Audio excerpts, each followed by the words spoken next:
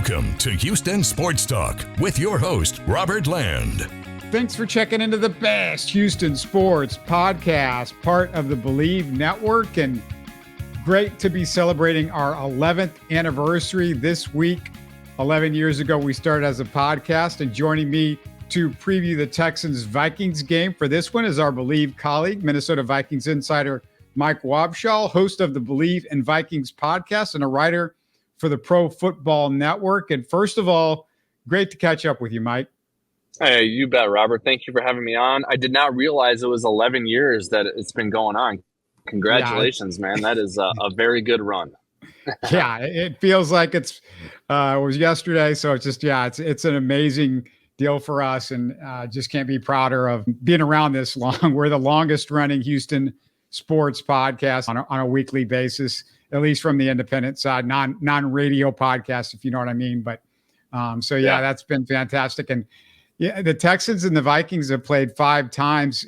Any idea? Here's your first little trivia question off the bat. Any idea what the all-time record is, Mike? Ooh, I should know that. I should definitely know that. I was with the Vikings for 15 years, so I've been to every single one of those games. 4-1. I'll say 4-1 Minnesota.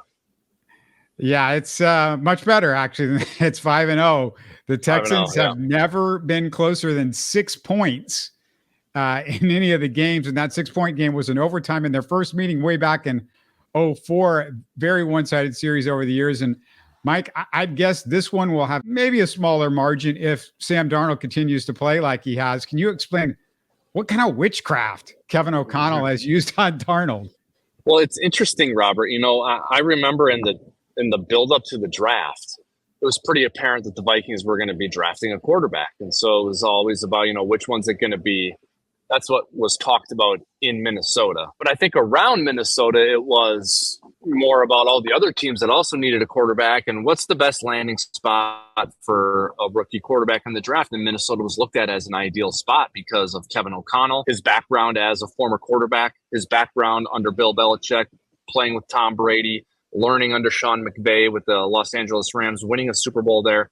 Then you add in 2 really good offensive tackles in right tackle Brian O'Neill, left tackle Christian Darrisaw, of course, Justin Jefferson, Jordan Addison had 10 touchdowns last year. So it was just looked at as an ideal landing spot for a young quarterback. But I think all of those factors are actually working in favor of Sam Darnold right now and allowing him to go out there with confidence in a good system with good weapons around him and play well. So, with Darnold, it's like first round pick in 2018 of the New York Jets didn't pan out, gets traded to Carolina, doesn't pan out there. You kind of wonder, is it the situation or is it the player? And you didn't really know because you knew that those situations weren't great in Carolina and the Jets. I think what got some people to open their eyes a little bit on Darnold was that Kyle Shanahan tabbed him as a priority signing and a backup quarterback in a year where he was expecting to go to the Super Bowl. To have Kyle Shanahan be okay with Sam Darnold being one snap away from leading his team in a year where they were expected to do some things probably opened a lot of people's eyes to Sam Darnold and probably gave Kevin O'Connell some confidence in addition to the studying he did about Darnold to bring Darnold in here. So he's in a really good situation. He's got, weapons around him. He's got good protection and he's got a defense that's improving. So I can't say that it's a total surprise that Darnold is playing well because it's kind of like if you're not going to play well in this situation, you're not going to really play well anywhere. So I'm happy for Sam and I'm happy for Vikings fans. It might only be for 1 year, Robert, because this is J.J. McCarthy's team eventually. But for right now, it's a lot of fun for Vikings fans to watch this. I don't think he's under a 1-year contract. Is there any chance that there's a quarterback battle going into next year at all? He is under a 1-year contract. It's a 1 year, $10 million contract. So he'll be a free agent. I don't really see a scenario where it's a true controversy. I think it'll be McCarthy's job next year. I think the only way Darnold is still here is if he tails off, doesn't play well down the stretch, and comes back to be McCarthy's backup. Yeah, Spotrac must have done me wrong on that one. I thought I'd saw that he was signed for a few years. Besides Darnold, what else is working in Minnesota right now? We've seen the defense take a step forward, Robert, under coordinator Brian Flores. This is Flores' second season in Minnesota, But, that first season you come in as a coordinator, you're inheriting a lot of things. Yeah, it's your own scheme, but you're inheriting a lot of players. You can only sign so many players in one offseason to help implement your scheme. So we saw a few things that were stakes in the ground for Flores last year, but I think he was just trying to make it work and week to week try to win games. Now we're really seeing what is a Brian Flores defense. What does he want to do? And we're seeing guys that Flores has identified as these are guys who can do what I want everyone to do. Blake Cashman, Jonathan Greenard, Dallas Turner, Stephon Gilmore, Shaq Griffin. Guys that Flores has brought in to execute. And they're teaming up with those inherited players like Harrison Smith and Cam Bynum, Harrison Phillips, Ivan Pace. They're teaming up with those guys to really execute what Flores wants to do. And what Flores wants to do is be amoeba-like. He wants to have his fundamentals and his principles that they rely on week in and week out, but he wants to be matchup-driven, and he wants to be versatile. So they know, hey, if we play a team that struggles against zone, we can play a little more zone than we normally do. If we play a team that we really match up well against from a man-to-man standpoint, we can go man-to-man against this team. That's what Flores wants to do, and that's what the personnel is allowing him to do. It's really interesting, Robert, because all offseason the talk was Brian Flores is going to play a lot of man defense this year. He's going out and getting corners who can play man. And then when the Vikings ran into some problems with injuries in training camp, they went and signed Stephon Gilmore, who's known as a man corner. Well, against the Giants in week 1, they played mostly zone. And I think that's what Flores wants to do. He wants to mix things up. He wants to surprise you. I heard in a podcast Brandon Ayuk and Deebo Samuel did on Monday or Tuesday this week. They basically said we didn't know what was coming. I'm sure the Niners coaching staff would hear that and be like, geez, we prepared you guys all week. You should have known what was coming. But I'm sure part of that is also true. I'm sure Flores did some things that were a little unpredictable. So that is what I think Flores wants to be. I think he wants to be versatile and unpredictable. Is it safe to say that Vikings fans are all in on O'Connell at this point? What's made him so impressive? Yeah, they are. They're all in on O'Connell. He's personable. He's gregarious. He's soft-spoken, and he's an offensive-minded guy. And that's what fans at this time want. And I know how it goes. I was here for Childress, Leslie Frazier, and Mike Zimmer. You have a defensive-minded head coach, you fire him. The next coach needs to be an offensive-minded guy. And so this is the point of the cycle the Vikings are in. They wanted an offensive-minded coach, but it made sense from a football standpoint because they were getting to the end of the Kirk Cousins era. You're going to draft a quarterback eventually. You're going to want an offensive-minded head coach in your building to help guide that quarterback. So fans love the synergy between the offense and the head coach. They love, I think, that he's a younger. Right now, it's the honeymoon phase. I mean, he went 13-4 in his first season, and now he's drafted a franchise quarterback, and he's not going to have to play until next year. So I think the time is right here for O'Connell and the Vikings. I won't be surprised if the organization extends his contract, gives him an offer that he accepts, and it's another 3 or 4 years added onto his deal. So things are going well right now for O'Connell and the fan base, but you got to keep winning because things were going great for Mike Zimmer and this fan base as well. I mean, in 2017, Mike Zimmer had Case Keenum as his quarterback and went to the NFC Championship game, and everyone was comparing him to Bud Grant. So, fans are fickle. Owners have to tend to the fans and to the football side of the business. That's a tough job. What's been the trade-off with Danielle Hunter as compared to Blake Cashman and Jonathan Greenard? Because it felt like a little bit like of a Texans-Vikings trade in the offseason. Yeah. No, it did. I think the big thing was the cost on Hunter and what could you do instead of Hunter. You can get Greenard and Cashman. I think you would do that. And Hunter, I saw, had 1.5 sacks against the Bears. I don't think that he's about to fall off a cliff at all. I think Hunter still has some good years left in him, but I think Greenard has more good years left in him. So I think that's what it was about for the Vikings. Hunter is such a good player. It's not about scheme fit for him. He'll fit in any scheme. You can stand him up. You can put his hand in the dirt. He can drop if you need him to. He can get after the passer. I think he had like 78 sacks. He's a Ring of Honor candidate for the Vikings someday. But most of the time, your time with the team eventually comes to an end, and Danielle's came to an end, after last season. So Greenard has been a good addition. I think Andrew Van Ginkel's been a key addition here too, coming from the Miami Dolphins. He had a pick 6 in week 1, and he's a versatile player who can line up anywhere in the front 7. So I think it's too bad to see a player like Danielle go, but the Vikings did a good job replacing him with Cashman and Greenard and Van Ginkel, and then drafting Dallas Turner in the first round.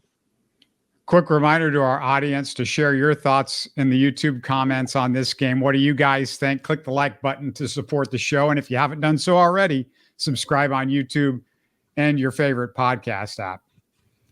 Well, Mike, if Case Keenum was healthy, it would be a full Minneapolis Miracle homecoming with him and Stefon Diggs this weekend. How will Vikings fans receive Stefon Diggs, do you think?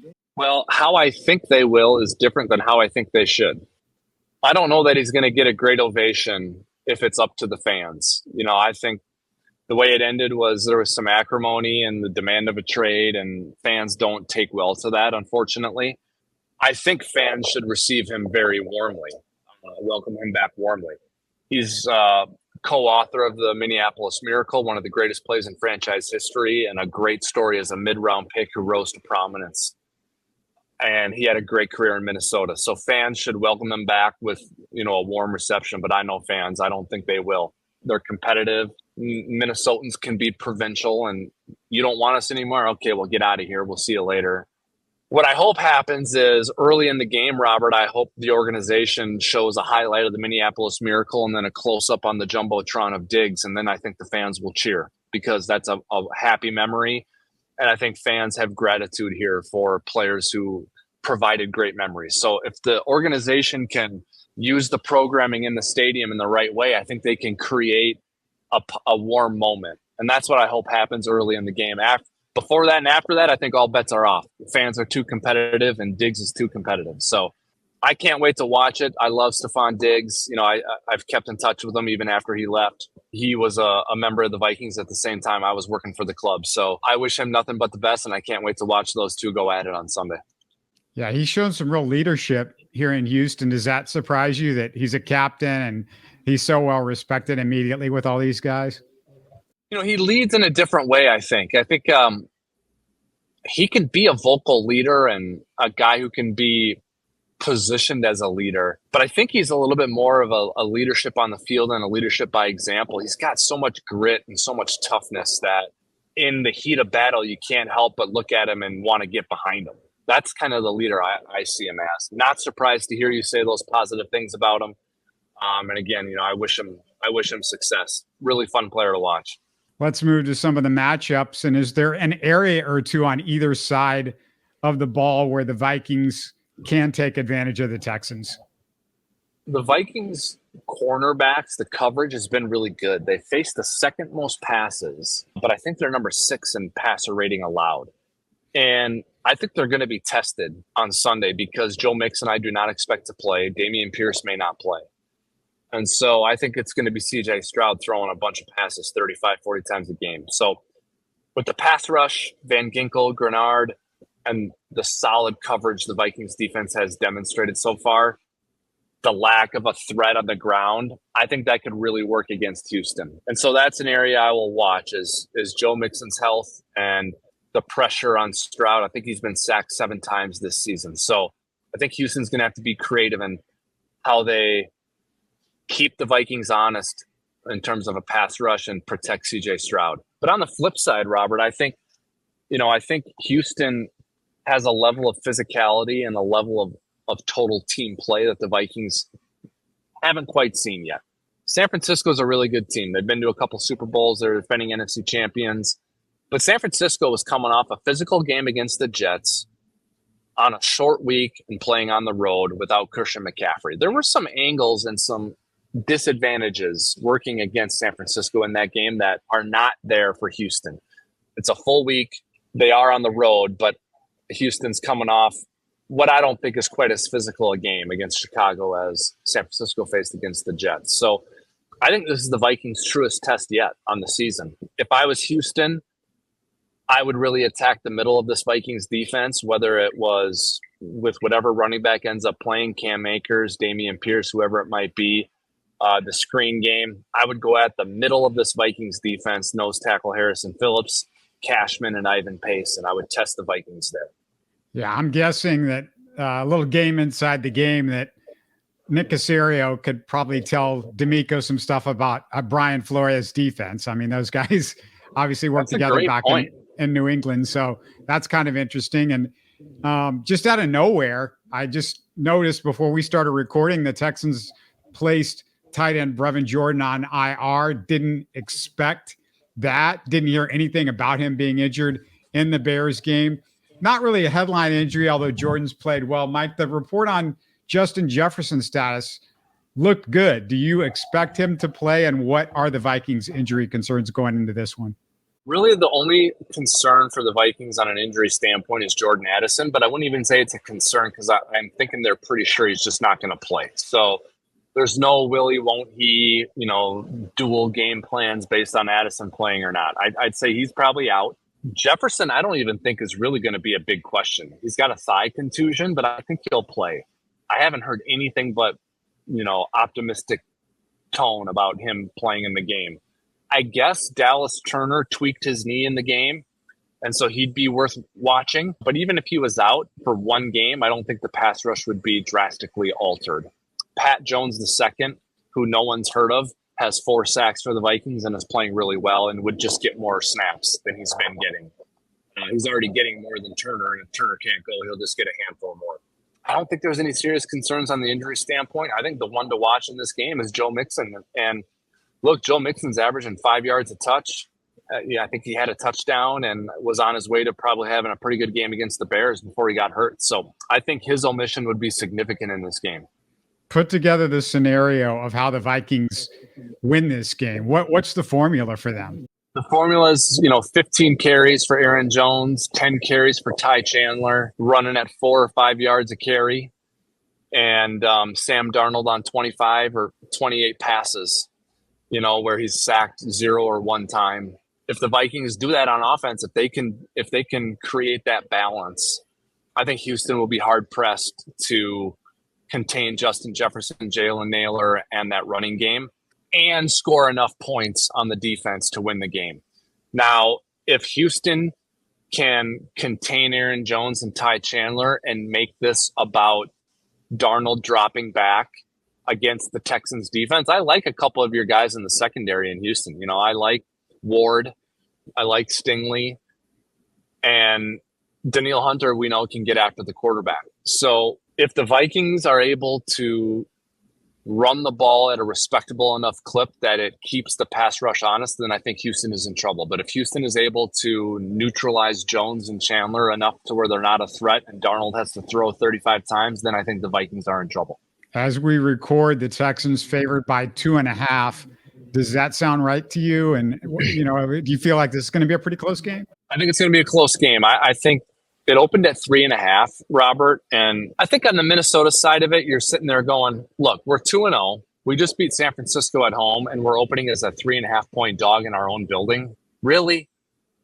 But, Vegas has to compel an even amount of action from a monetary standpoint on both sides. And I think the way to do that in this matchup is to make the Vikings a home dog, because I think that's going to get people to bet on them. I don't know what I would do. I think 2.5 is a good number, and I think it's a field goal game.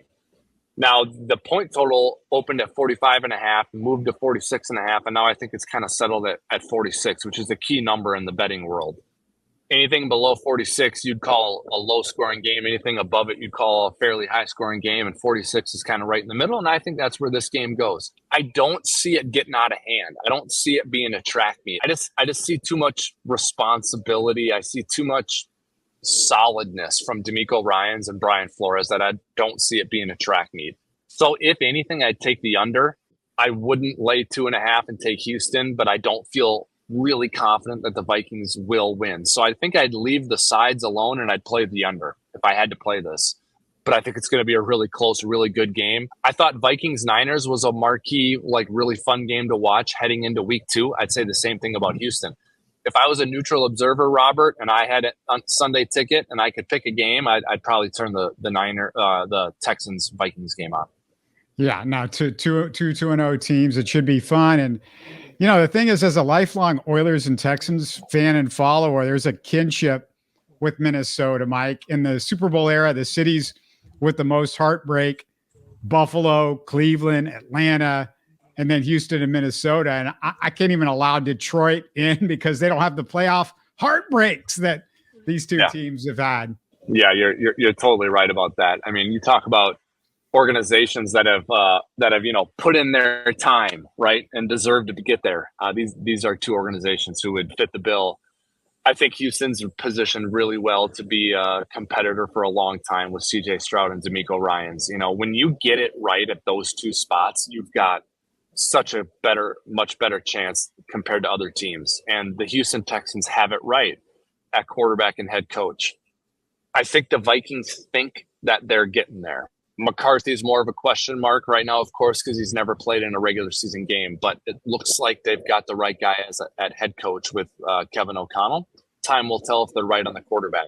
But again, this is the Vikings' stiffest challenge of 2024. I'm really excited to see how it goes. I don't have a super serious stake in the game. I was with the Vikings for 15 years, but I'm on the outside now. I'm a civilian, as I like to call it. So I just root for close games.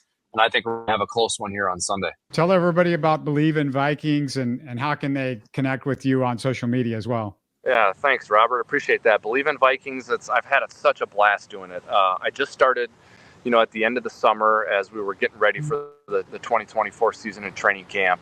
So really happy to join the family, be producing content 3-4 days a week. We record. On Mondays, we have BMAC Mondays, which is Bryant McKinney, who joins me every Monday. And we break down Vikings games, what happened, and we look ahead to the upcoming opponent. And then I record typically Wednesdays and Fridays the rest of the week as we get everyone ready for the upcoming Vikings game. People can follow me on X at Wobby, WOBBY. I like to chime in from time to time, promote my content, and interact with fans there. So it's a lot of fun. Love keeping my toe in the water in the NFL and in the sports world. Social media is really a place where everyone can sort of get together, exchange ideas. So I love that. And then I love doing the podcast on the Bleav Network. Well, thanks so much for taking the time and previewing the Texans-Vikings. Can't wait for this one on Sunday. And we'll talk to you again soon. Sounds good, Robert. Thanks for having me on. It was a pleasure. You're listening to Houston Sports Talk. Hey, don't forget to support us by subscribing and commenting on YouTube. You can always listen to us on Spotify, Apple, or your favorite podcast app. Tell your friends about us and share our show links on social media. Spread the word, everybody. Thanks for listening.